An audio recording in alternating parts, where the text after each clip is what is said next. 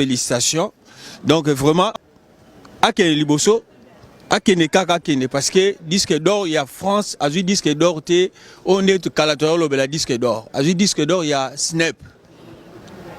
Qui en France a été plus de 50 000 exemplaires. Donc félicitations Fally Ipupa. Au saliba preuve nayo, ndengyomo lo baga Tokos. Tokos netina film. Na yika ukutu lelo na tongolea na uchu musala, ujunga l'imprévu skutu. Na uchu musala na coach na kata internet na moni que ba ko pesa félicitations. Mfomunga na ko banaye que akosala honneur à congolais. C'est un grand plaisir pour nous et pour moi surtout, nous les Africains, Congo Brazza et Mboka Moko, vraiment félicitations pour lui. Voilà. Il débute bien, j'aime bien moi ses sons, on écoute tout ça. Franchement force à lui, on aime bien. Et courage qu'il continue comme ça, la prochaine fois sera platine. Voilà. On veut platine ou diamant. Voilà. Tout le monde a Agoué par André. Agoué par André. Voilà. Vous avez dit quoi Kofi? Agoué par André. Nazamoutou. Pardon? Nazamoutou. Voilà. Lelo Fally a eu disque d'or, impressionné Rose pour la carrière à Fally, Lelo disque d'or. Il paraît à sa première artiste congolais a eu disque d'or dans Kata Snap. Vraiment, ce que les premiers artistes, ils félicitations pour les Congolais. Ils ont bêté. Donc, à mériter, parce que la musique est malade. Bon, il n'y a pas d'autre chose à parler dans ma campagne. Donc, à mériter, ils ont bien pour les Congolais. Ma besoin on a quantité. Je crois quand même qu'il n'y a pas de mots pour la force qu'on peut donner à Fally Ipupa parce qu'il est déjà au plafond. Qui continue ainsi et qu'il a, je ne sais pas s'il peut prendre le même côté mondial, pas seulement en France. Mais au niveau mondial, on est là pour lui, on est un Africain comme nous. Elle n'a pas quitté que Fally a eu disque d'or. Mais si ils ont un plaisir, ils ont le coup il y a Congolais.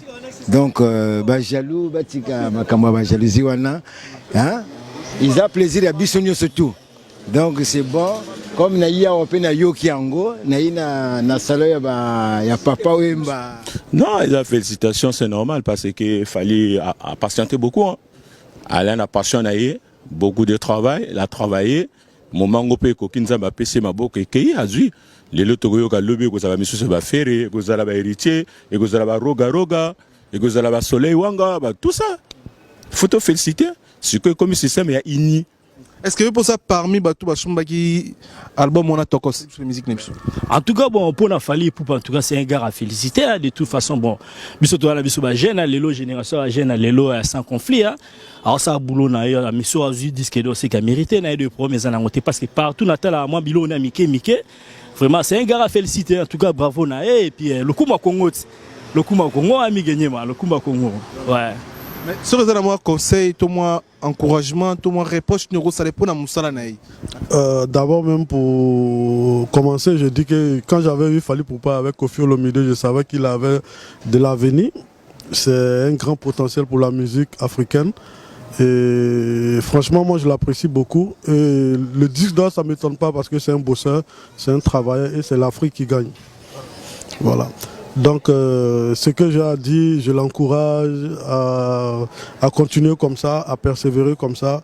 Il n'y a que le travail qui peut, et mes félicitations à lui.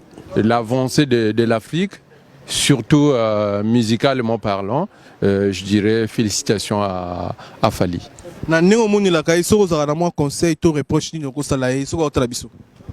Fally. Ouais. Ça fait 20 ans. 20 ans. Ouais. Merci. Bonsoir. Papier, j'ai rien. Pardon? J'ai même pas de papier, moi. Pourquoi? Plus de 20 ans, vous n'avez pas de papier. Pourquoi? Mais j'ai perdu mes papiers, je n'arrive même pas. Mais allez-y en prophétie pour renouveler, pour déclarer en fait. Moi j'ai envie d'avoir ça, tu vois. Mais vous n'avez pas de papiers plus de 20 ans en France? Mais j'ai trouvé les papiers, mais les papiers j'ai perdu, depuis que j'ai perdu, je n'arrive pas à avoir.